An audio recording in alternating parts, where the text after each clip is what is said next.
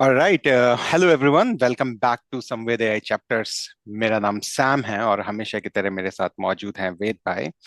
And this is the third session of our series AI decoded.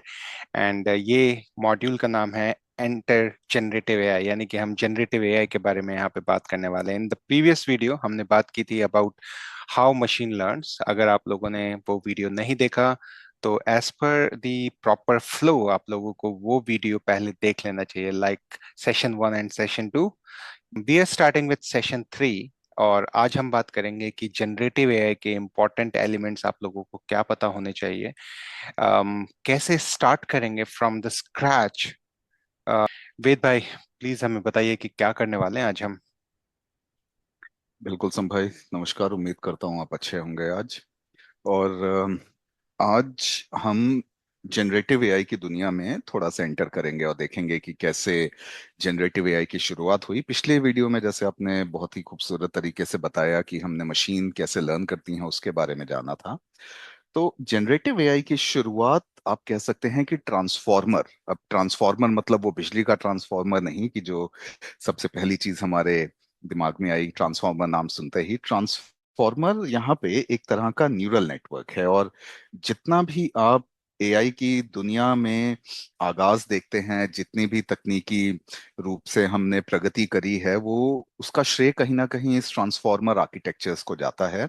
यहीं से आपका chat GPT हो गया, क्लॉड एंथ्रोपिक हो गया, amazon के जितने मॉडल्स हो गए, एआई ने जितना विकास करा है, वो आप ट्रांसफॉर्मर को उसका श्रेय दे सकते हैं। तो आज हम इसके बारे में थोड़ा सा जानने की कोशिश करेंगे। अच्छा, तो आप ये कह रहे हैं कि ChatGPT in the back end is using transformer architecture as well. बिल्कुल, चैट जीपीटी आपका ट्रांसफॉर्मर आर्किटेक्चर ही यूज करता है। तो बिना कोई समय गवाए हुए इस दुनिया के अंदर एंटर करते हैं। थोड़ा सा टेक्निकल जाएंगे, हालांकि हम कोशिश करेंगे कि ज्यादा गणित की साइड नहीं जाना है हमें, क्योंकि वो हमारा फील्ड नहीं है। जैसा कि हमने पिछले वीडियो में भी कहा था कि अगर हमारे श्रोताओं को मैथमेटिक्स की दुनिया में उतरना है कि न्यूरल नेटवर्क्स और ट्रांसफॉर्मर्स कैसे काम करते हैं, तो हम उनके लिए एक अलग से अपना वीडियो बना सकते हैं उस चीज के ऊपर। आज भी हम उतना ज्यादा मैथमेटिक्स अंडर द हुड्स नहीं देखेंगे। तो आप ट्रांसफॉर्मर आर्किटेक्चर्स के बारे में अगर जानना चाहें कि इसकी शुरुआत कैसे हुई, तो 2017 में गूगल ब्रेन ने एक वाइट पेपर निकाला जिसका नाम था attention is all you need. ये आपका ट्रांसफॉर्मर न्यूरल नेटवर्क का बैकबोन था। यहीं से आपका एल्गोरिथम, जो ट्रांसफॉर्मर न्यूरल नेटवर्क्स की शुरुआत हुई 2017 के आसपास। 2017 2016 से 2017 के बीच में इसमें दो इंडियंस भी थे जो इस टीम में काम कर रहे थे। आई थिंक 11 लोगों की टीम थी जिन्होंने attention is all you need white paper निकाला। 2018 में दुनिया ने सबसे पहला जीपीटी मॉडल देखा। GPT stands for your generative pretrained transformer. तो चैट जीपीटी के नाम में ही प्री ट्रेन्ड ट्रांसफॉर्मर, तो चैट जीपीटी के नाम में ही आपका ट्रांसफॉर्मर आता है। तो दुनिया ने सबसे पहली बार एक फाउंडेशन मॉडल देखा जो कि 117 मिलियन पैरामीटर्स के ऊपर ट्रेंड था। 2019 में चैट जीपीटी 2 आया, जो कि हम मिलियन से बिलियन ऑफ पैरामीटर्स की दुनिया में चले गए। 1.5 बिलियन पैरामीटर्स। हमारे श्रोता पैरामीटर्स का मतलब यहाँ पे समझ पाएंगे, which are weights and biases.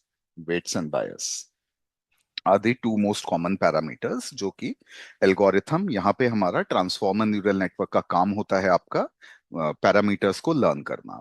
तो 1.5 बिलियन बहुत पैरामीटर्स होते हैं, बिलीव मी, बहुत ज्यादा होते हैं। और 2020 में और बढ़े आप 175 बिलियन पैरामीटर्स तक हम पहुंचे।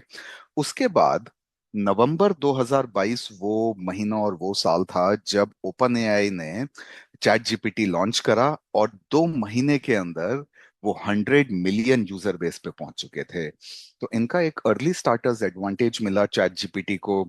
जैसे फोटोकॉपी, जीरोक्स एक सिनोनिमस नाम बन गया है लेके, उसी तरह से एआई का नाम सुनते ही जो सबसे पहली चीज आपके दिमाग में आती है, हर किसी के दिमाग में ही आती है, वो शायद चैट जीपीटी है।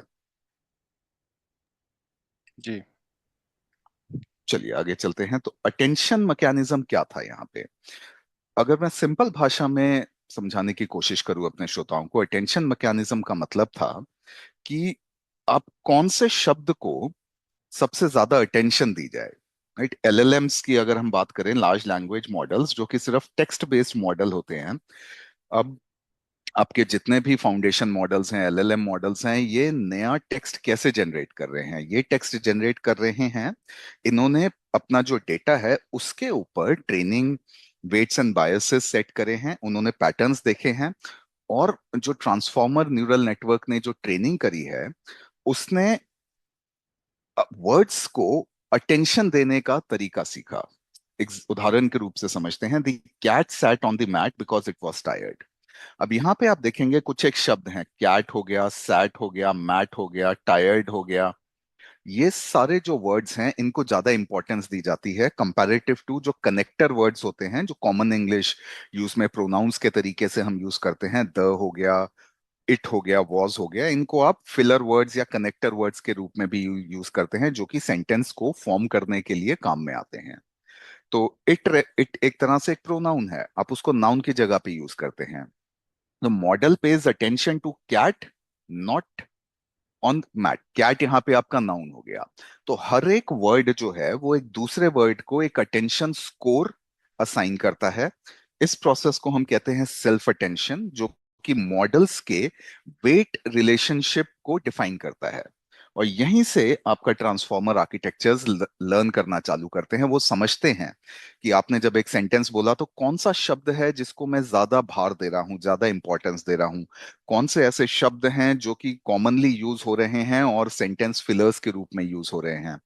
एक उदाहरण के रूप में अगर हम इसको समझे, मैं सम भाई अगर आपसे एक सेंटेंस बोलता हूं, do you understand the gravity of the situation. अब यहाँ पे आप ग्रेविटी जो शब्द है उसका क्या मतलब निकालेंगे? ग्रेविटी का यहाँ पे मतलब हुआ importance. Do you understand the बिल्कुल, इम्पोर्टेंस ऑफ दिस सिचुएशन, या बिल्कुल। बट बट ग्रेविटी का दूसरा मतलब भी होता है, विच इज लाइक बिल्कुल, नाइन गुरुत्वाकर्षण। पॉइंट एट या करेक्ट। मीटर्स पर सेकेंड स्क्वायर, फिजिक्स की भाषा में अगर मैं बात करूं, बिल्कुल सही आपने कहा, गुरुत्वाकर्षण। तो पर मैंने जिस तरीके से बोला ये सेंटेंस, तो आपको पता चला कि ग्रेविटी का मतलब यहाँ पे गुरुत्वाकर्षण नहीं है, यहाँ पे इंपॉर्टेंस है। ये किस वजह से हुआ? ये हुआ आपका एक अटेंशन की वजह से। हमारा जो दिमाग है, हमारा जो ब्रेन है, आप अगर उस ब्रेन को भी डिसाइफर करें, तो बचपन से लेके आज तक वो ट्रेन ही करता है। स्कूल में हमें ट्रेनिंग मिली, दोस्तों से ट्रेनिंग मिली, हम खेलने गए तो हमें ट्रेनिंग मिली, फिर आप कॉलेज में आए तो ट्रेनिंग मिली, जॉब में हम आज तक सीखते रहते हैं लेके। तो जो भी कोई अपने व्यवसाय में है, बिजनेस में है। अब आते हैं अपने, उसी तरह से आप मॉडल्स को भी समझ सकते हैं। मॉडल्स भी जो हैं वो डेटा के ऊपर ट्रेन हो रहे हैं, हालांकि वो एक इलेक्ट्रॉनिक फॉर्म में आपने डेटा प्रोवाइड करा और एल्गोरिथम्स जीपीयूज के ऊपर ट्रेन हो रहे हैं, तो उनकी जो ट्रेनिंग स्पीड है वो हमारी ट्रेनिंग स्पीड से बहुत ज्यादा फास्ट है। तो जो मॉडल्स पहले लर्न करते थे वो आरएनएन, भी एक न्यूरल नेटवर्क्स होते थे। आरएनएन यहाँ पे फुल फॉर्म है उनका रेकरेंट न्यूरल नेटवर्क्स, जो कि एक वर्ड को एक बार में प्रोसेस करते थे। और इन न्यूरल नेटवर्क्स का एक खामी ये होती थी कि ये पहला वर्ड जो है वो भूल जाया करते थे।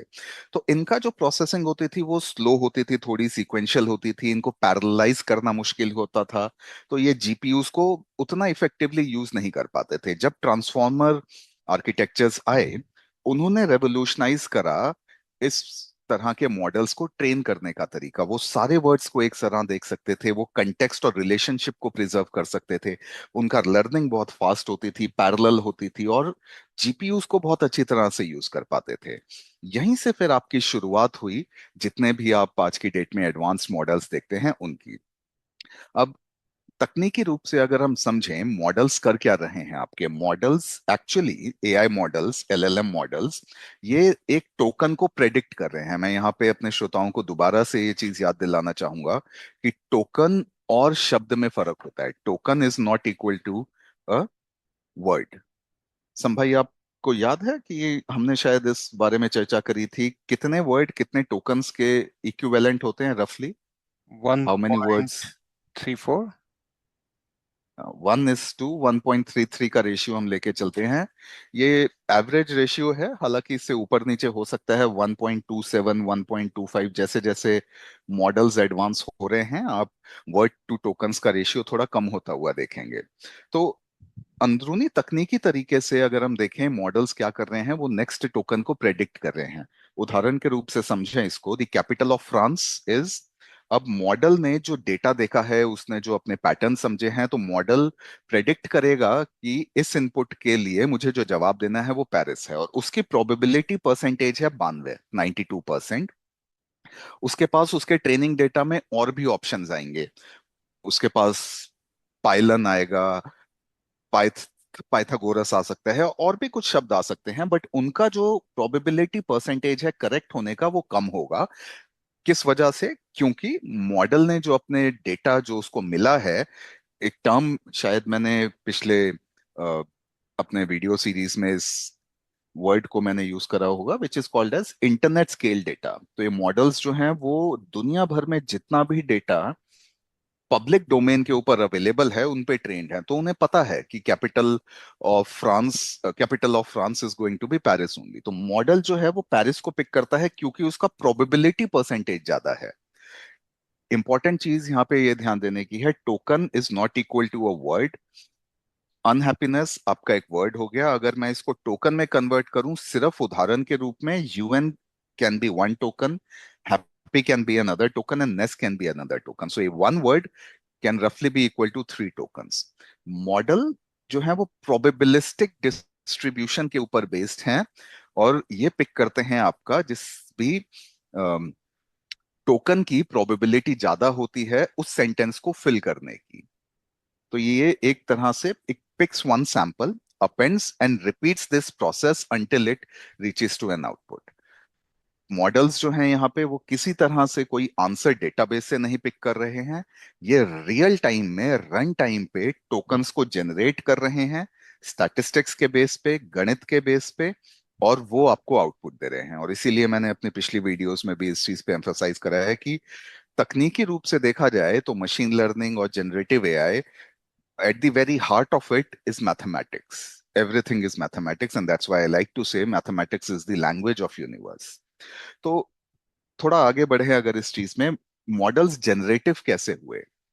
तो 2022 से पहले, जब नवंबर 2022 जब चैट जीपीटी का आगाज हुआ, उससे पहले मशीन लर्निंग डिस्क्रिमिनेटिव एआई नाम से भी जाना जाता था, जहां पे हम मॉडल्स बनाते थे जो कि कुछ चीज क्लासिफाई कर सकते थे, जैसे कि ये ईमेल स्पैम है या नहीं है, या इस इमेज में कैट है या नहीं है, या फिर आप कोई स्टॉक का प्राइस प्रेडिक्ट कर रहे थे। तो किसी तरह से हम डिस्क्रिमिनेशन कर रहे थे कि ये स्पैम ईमेल है या नहीं है, इस इमेज में कैट है या नहीं है, इस तरह से। बट नवंबर 2022 के बाद हम डिस्क्रिमिनेटिव एआई से जनरेटिव एआई की तरफ आ गए।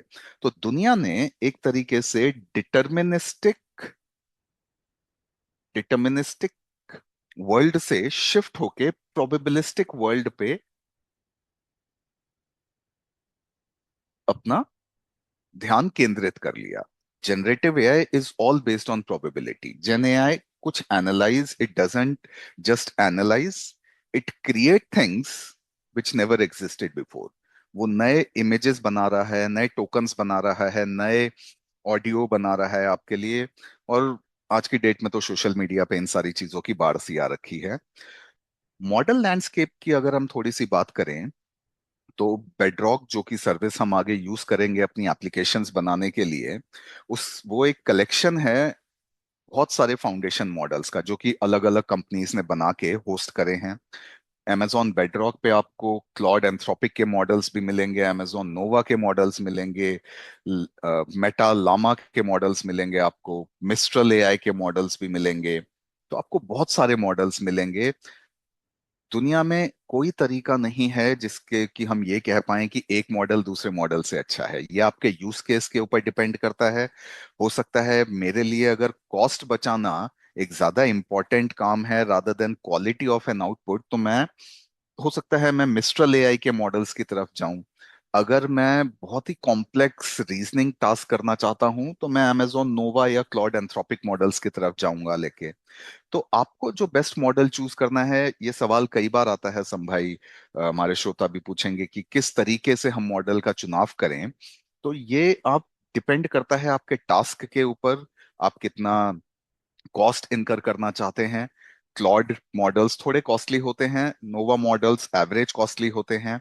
डेटा की सेंसिटिविटी, स्पीड आप कितनी चाहते हैं अपनी एप्लीकेशन के अंदर, इन सारी चीजों के ऊपर वो आपका चुनाव उन बेसिस पे रहेगा।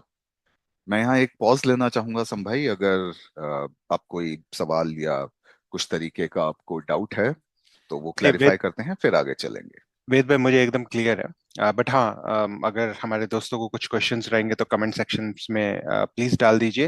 Will take it in the next video. Right now I am clear with it Ved भाई, मैं क्लियर हूँ, आप आगे बढ़ सकते हैं।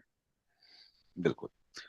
अच्छा, अब हमारे श्रोताओं ने एक शब्द और सुना होगा, हेलुसिनेशंस, जो कि जनरेटिव एआई की या एजेंटिक एआई भी अगर हम बोलें तो उस दुनिया में बहुत ही फेमस तरीके से ये वर्ड प्रचलित है, hallucinations. When AI lies, hallucination का मतलब होता है कि बड़ा कॉन्फिडेंटली एआई ने आंसर दिया, ये रॉन्ग है। तो आप मान लीजिए कि हेलुसिनेशन इज लाइक, जैसे हमारे नेता लोग भी भाषण देते हैं, हालांकि उस साइड पे हम नहीं जाएंगे, बट कॉन्फिडेंटली एक रॉन्ग आंसर देना is the biggest risk in the world of generative AI.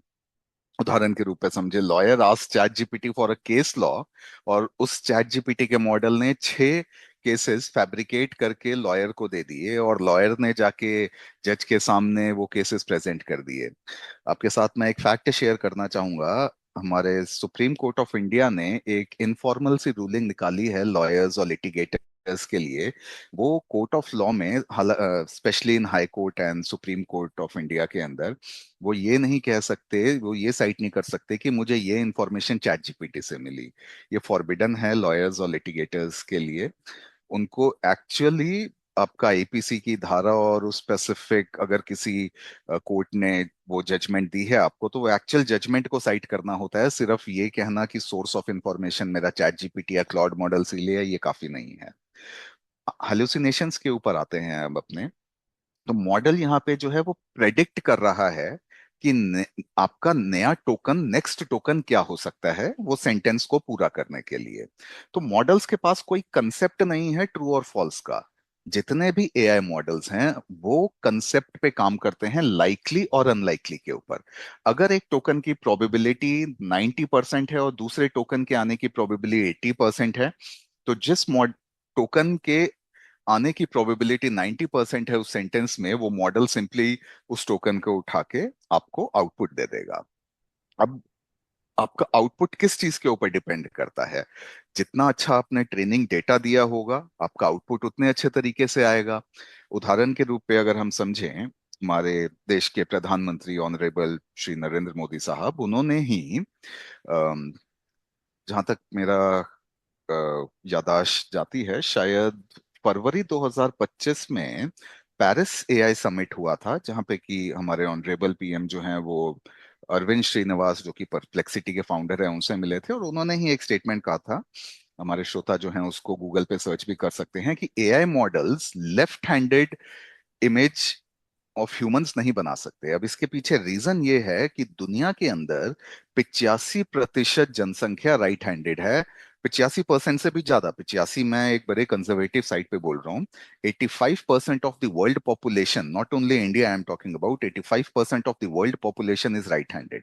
तो जब मॉडल्स को ट्रेन करा गया, उन्होंने सिर्फ 15% या 12% या 11% के आसपास ही डेटा देखा जो कि लेफ्ट हैंडेड पीपल का था। तो अगर आप एक मॉडल को इस तरह से प्रॉम्प्ट दें कि उसको एक लेफ्ट हैंडेड प्लेयर की इमेज बनानी है जिसने एक अपने लेफ्ट हैंड में ट्रॉफी पकड़ रखी है, मॉडल बहुत प्रोबेबिलिस्टिक आउटपुट उसका ये हो सकता है कि वो एक राइट हैंडेड पर्सन दे दे आपको इमेज, और इस फिनोमिना को कहा जाएगा हेलुसिनेशंस। तो इसमें गलती किसी की नहीं है, ट्रेनिंग डेटा। ट्रेनिंग डेटा के अंदर गैप और कॉन्ट्रडिक्शंस हो सकते हैं, तो model fills in rather than saying I don't know, model does hallucinations. तो यहाँ पे डेवलपर्स का काम आता है। यहाँ पे आप सॉल्यूशंस यूज करते हैं, हम आगे देखेंगे, जैसे रैग एक सॉल्यूशन होता है, रिट्रीवल ऑगमेंटेड जनरेशन, गार्डरेल्स होता है, ह्यूमन इन द लूप भी हम यूज कर सकते हैं। हम आगे आने वाले सेशंस में इन पे ज्यादा चर्चा करेंगे। मॉडल्स के अंदर एक इनहेरेंट कैपेबिलिटी होती है कि आप कंट्रोल कर सकते हैं कि वो कितना ज्यादा रैंडम या कितना ज्यादा फोकस्ड आउटपुट आपको दें। क्रिएटिविटी लेवल, मतलब कि प्रोबेबिलिटी लेवल एक तरीके से आप सेट कर सकते हैं। इस पैरामीटर का नाम होता है इन्फरेंस पैरामीटर। ये टर्म जो है आपका इन्फरेंस पैरामीटर, दो चार तरीके के होते हैं, उनमें से सबसे इंपॉर्टेंट जो इन्फरेंस पैरामीटर होता है, ये कॉन्फ़िगरेशन सेटिंग आप यूज करते हैं। ज्यादातर जितने भी एलएलएम्स हैं, चाहे आपके amazon नोवा के हों या एंथ्रोपिक क्लॉड के हों या और भी किसी मिस्ट्रल एआई, लामा मॉडल्स हों, ये पैरामीटर सब पे सेम है, टेम्परेचर, टॉप पी और टॉप के। और इनमें से भी सबसे ज्यादा जो यूज होता है वो आपका टेम्परेचर है। टेम्परेचर का मतलब सिंपल ये होता है कि अगर आप इस वैल्यू को कम रखेंगे, इसकी वैल्यू होती है जनरली 0 से 1, कुछ मॉडल हैं जिनमें 0 से 2 भी हो सकती है, बट ज्यादातर 0 से 1 होती है। तो अगर आप इसकी वैल्यू 0 के आसपास रखते हैं, मान लीजिए 0.1 या 0.2, तो मॉडल का जो आउटपुट होगा वो बहुत डिटर्मिनिस्टिक होगा और बहुत ज्यादा फोकस्ड होगा। अगर आप इसका जो टेम्परेचर है वो 0.9 या 0.8 रखते हैं और फिर आप मॉडल से कुछ सवाल पूछते हैं, तो उसका जो जवाब है, उसका जो आउटपुट है, वो बहुत ज्यादा क्रिएटिव होगा। Surprisingly it can explore unlikely tokens as well. अब मैं आपसे एक सवाल पूछता हूँ सम भाई, मान लीजिए मैं इस साल के अपने भारत देश के 2026 के यूनियन बजट के बारे में जानना चाहता हूँ। तो और मैं मेरे पास एक 20 पन्नों की पीडीएफ फाइल मैंने डाउनलोड करी है फाइनेंस डिपार्टमेंट की हमारे ऑनलाइन वेबसाइट से, और मैं 20 पन्ने पूरा रीड नहीं करना चाहता, मैं उसको एक मॉडल को देके उसका एक कंसाइज समरी जानना चाहता हूँ। तो आपको क्या लगता है मुझे क्या टेम्परेचर चूज करना चाहिए इसके लिए? ठीक, जो आपने एक्सप्लेन किया उस हिसाब से मुझे लगता है कि हमें टेम्परेचर उस वक्त लो रखना पड़ेगा, बिकॉज हम क्रिएटिव रिस्पॉन्स नहीं चाहते। हम चाहते हैं कि वो फिलहाल जो हमने डॉक्यूमेंट या एडिशनल फाइल्स दी हैं सिस्टम को, वो उसी में से रिस्पॉन्स जनरेट करे rather than the creative one. So temperature बिल्कुल, शुड आइडियली बी लो। बिल्कुल।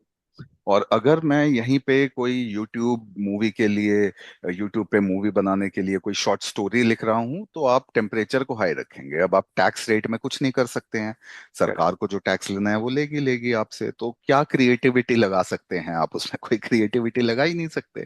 क्रिएटिविटी आप कर सकते हैं कि कोई आपको पोइट्री लिखनी है या ब्रेनस्टॉर्मिंग करनी है या पीएचडी की रिसर्च आप कर रहे हैं जो कि पहले कभी नहीं हुई, तो आपको क्रिएटिव आइडियाज चाहिए। अब स्टोरीज आगे लिखते चलते हैं। हैं। वेद भाई स्टोरीज एक लिखनी है, बिल्कुल। हाँ, बिफोर वी मूव अहेड, एक छोटा सा क्वेश्चन मुझे क्लियर क्लियर करवाना है। We are talking about inferences parameter है, और पिछले सेशन में हमने देखा था पैरामीटर्स जो ड्यूरिंग ट्रेनिंग मॉडल्स जनरेट करते हैं। तो ये पैरामीटर, वो पैरामीटर इस इन्फ्रेंस पैरामीटर से डिफरेंट है, ये क्लियर है, बिल्कुल। राइट? आप, ठीक। हाँ जी, ठीक है। बिल्कुल आपने ये सही ये कहा, हम कई तरह के पैरामीटर्स होते हैं।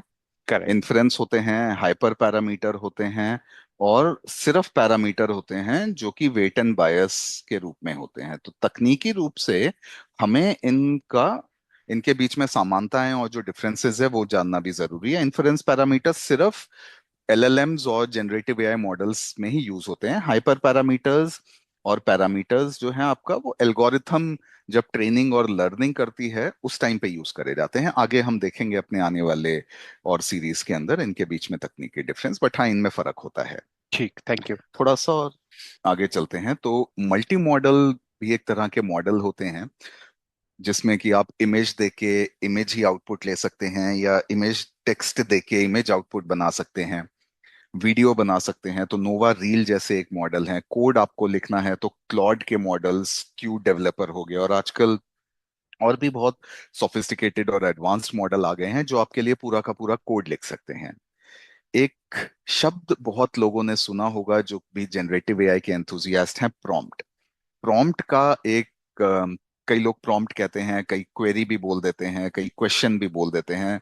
तो एक तरह से आप समझ सकते हैं कि तीनों कई बार सिनोनिमसली भी यूज होते हैं, हालांकि इनमें थोड़ा सा डिफरेंस और फर्क आता है बीच में। पर मोटे रूप पे ये समझते हैं कि प्रॉम्प्ट जो है वो एक इनपुट है नेचुरल लैंग्वेज के अंदर जो कि आप मॉडल को दे रहे हैं। तो प्रॉम्प्ट जब मॉडल तक पहुंचेगा उससे पहले वो टोकनाइज करा जाएगा, मतलब वो न्यूमेरिक वैल्यू में कन्वर्ट करा जाएगा।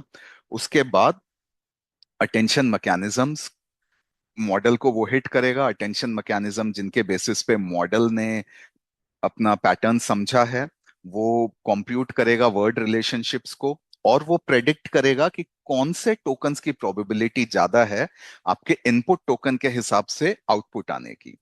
और वो सैंपल स्पेस में से जिनकी भी प्रोबेबिलिटी सबसे ज्यादा है वो आपको आउटपुट देना शुरू कर देगा।